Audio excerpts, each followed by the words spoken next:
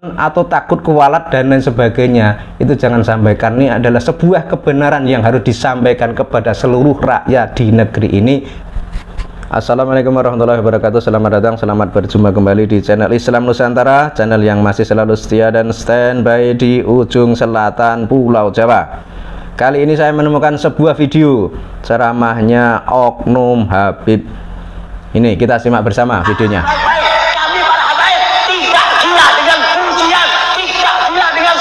Nah, catat baik-baik. Kami para habaib tidak gila dengan pujian. Kami para habaib tidak gila dengan sanjungan. Lanjutannya bagaimana? Nah, tapi kalian wajib untuk memuliakan para habaib saudara. Nah, ini bagaimana menurut pendapat Anda?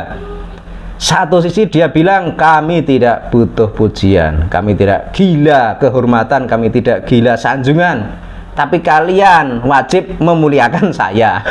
Kan seperti itu toh. Jadi kalau kita melihat ceramahnya beberapa oknum habib di negeri ini, ya wajar kalau rakyat di negeri ini meragukan nasab mereka. Jadi misalkan Kiai Imaduddin Usman Al-Bantani itu belum membuat tesis ilmiah seperti itu, ya mungkin rakyat di negeri ini sudah banyak yang curiga, atau mungkin sudah banyak yang tidak percaya kalau habaib ini adalah cucu Nabi. Karena semua itu dilihat dari apa yang sering mereka lakukan selama ini. Misalnya ada habib yang bilang kalau satu habib yang bodoh itu lebih mulia daripada 70 kiai yang alim. Dan ini kan dasarnya apa? Ini kan sudah tidak masuk logika dan sudah tidak masuk akal. Kemudian ada juga itu oknum habib yang bilang kalau ada seorang habib itu katanya punya karomah bisa menurunkan rantai emas dari langit. Kemudian ada juga yang katanya itu bisa memadamkan api neraka. Dan banyak sekali cerita-cerita halu atau cerita-cerita yang tidak masuk akal, yang kelihatannya ya memang disebar seperti itu untuk mendoktrin rakyat di negeri ini agar percaya dengan kehaluan mereka. Padahal faktanya itu tidak seperti itu. Karena misalkan sebagai contoh ya, misalkan dahulu ada oknum habib yang punya kehebatan bisa menurunkan rantai emas dari langit. Harusnya kalau hal itu benar-benar terjadi pasti tercatat dalam sejarah. Tapi kan nggak ada, sejarahnya itu nggak ada. Itu kan sebuah fenomena atau peristiwa besar. Rantai emas turun dari langit itu kan heboh, bahkan bisa mengalahkan kehebohan datangnya makhluk alien dari langit.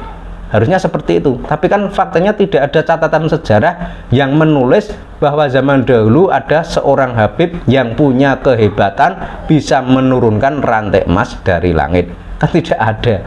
Dan itu hanyalah salah satu contoh saja, salah satu contoh kehaluan yang dilakukan oleh mereka. Dan entah tujuannya itu apa, tapi mungkin yaitu tadi untuk menunjukkan kehebatan habaib, untuk menunjukkan kemuliaan habaib. Jadi mereka ini tidak gila kehormatan, tidak gila pujian, tapi Anda wajib menghormati dan memuliakan mereka. Mungkin arahnya seperti itu. Dan kemudian terkait tentang polemik nasabah alawi, hingga saat ini kan para habaib juga tidak bisa membantah kajian ilmiah Kiai Imaduddin Usman Al-Bantani. Itu kan sudah menjadi bukti lagi kalau mereka itu memang bukanlah dzurriyyah Nabi. Dan malah justru pihak habaib atau mungkin muhibbin habaib itu kan membuat framingan atau penggiringan opini bahwa seolah-olah Kiai Imaduddin Usman Al-Bantani, kemudian Gus Wat Barat, kemudian Tubagus Mugi, kemudian KRT Fakih Wiradiningrat itu adalah orang-orang yang benci dengan dzurriyyah Nabi, adalah orang-orang yang sesat, adalah orang-orang liberal, adalah orang-orang Syiah, adalah orang-orang Wahabi dan lain sebagainya. Jadi habaib ini tidak bisa membantah kajian ilmiah, tapi justru membalasnya hanya dengan framingan atau penggiringan opini. Tujuannya itu apa? Ya tujuannya itu agar rakyat di negeri ini tidak percaya kepada mereka-mereka ini, tidak percaya kepada Kiai Imaduddin, kepada Gus Fuad, kepada Gus Fakih, kepada Tubagus Mugi, Kan seperti itu arahnya. Jadi mereka tidak bisa membantah, kemudian membuat penggiringan opini atau framing biar orang itu tidak percaya kepada mereka. Sehingga jika orang-orang tidak percaya kepada mereka, lah para habaib ini kan masih bisa melakukan apa yang sering mereka lakukan selama ini. Misalnya mendoktrin jamaahnya, kemudian menyebarkan cerita-cerita halu dan lain sebagainya. Dan juga bisa dikatakan rakyat di Indonesia ini kebobolan karena belakangan juga rame toh adanya pemalsuan makam. Jadi makam-makam leluhur Nusantara itu diklaim miliknya habaib. Itu kan sebenarnya kita itu kecolongan ya, dan kita juga belum tahu sudah mulai sejak kapan hal seperti itu terjadi. Tapi ya kebetulan sekarang lagi rame polemik nasab sehingga hal itu terungkap. Dan untung saja ada polemik nasab ini sehingga pengkaburan sejarah dan pemalsuan makam tersebut itu terungkap. Coba kalau tidak ada isu nasab seperti ini, ya mungkin sejarah-sejarah di negeri ini sudah banyak yang pindah ke Ba'alawi Yaman. Padahal faktanya bangsa ini, negeri ini sejak dulu itu tidak ada sangkut pautnya dengan Yaman. Dan orang-orang Yaman atau para imigran dari Yaman yang belakangan digelari Habib itu kan jelas pendatang yang didatangkan oleh Belanda pada abad ke-19. Sementara leluhur Nusantara itu sudah ada jauh sebelum kedatangan para Habib dari Yaman ini.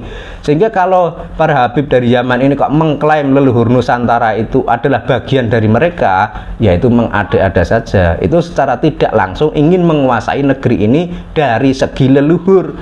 Dengan begitu, orang-orang di Indonesia, orang-orang di Nusantara itu akan percaya kepada mereka. Nah, kalau sudah percaya, ya akhirnya disuruh apa saja nurut, dibilang apa saja nurut. Kan seperti itu arahnya. Tapi ya untung saja masih ketahuan, dan sekarang pihak-pihak terkait terutama terah-terah keraton itu kan sudah mulai bergerak menyisir makam-makam mana milik leluhur mereka yang diklaim menjadi Ba'alawi dari Yaman. Dan beberapa juga sudah berhasil dilakukan penggagalan pengklaiman yang dilakukan oleh para Ba'alawi ini.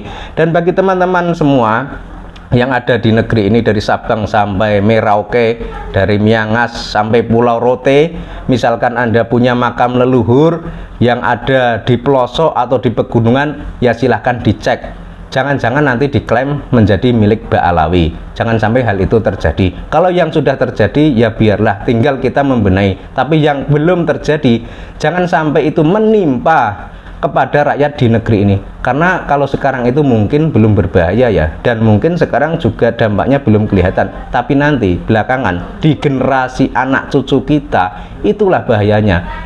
Nanti anak cucu kita itu pahamnya leluhurnya itu adalah orang-orang Yaman. Kan seperti itu arahnya. Padahal faktanya kan tidak demikian. Kita rakyat Indonesia itu kan punya suku-suku, punya leluhur sendiri-sendiri, dan tidak ada kaitannya dengan Yaman. Yaman itu jelas didatangkan oleh Belanda pada abad ke-19. Sementara Nusantara ini sudah ada sejak dulu, sebelum kedatangan Belanda, sebelum kedatangan para imigran dari Yaman ini. Harusnya rakyat di Indonesia itu paham dan peka tentang kejadian yang terjadi di negeri ini. Dan kita kembali tentang ceramah Oknum Habib di depan tadi. Itu bagaimana menurut pendapat Anda? Kami para habaib tidak gila kehormatan, kami para habaib tidak gila kemuliaan, tapi Anda semua wajib memuliakan para habaib. Nah, ini bagaimana? Coba direnungkan dengan hati yang bening, dengan pikiran dan nalar yang tajam. Jangan ada tendensi karena pekewuh atau tidak enak dengan Habib kemudian tidak bisa atau tidak mau memberikan komentar. Jangan seperti itu. Ini adalah era digital, era modern.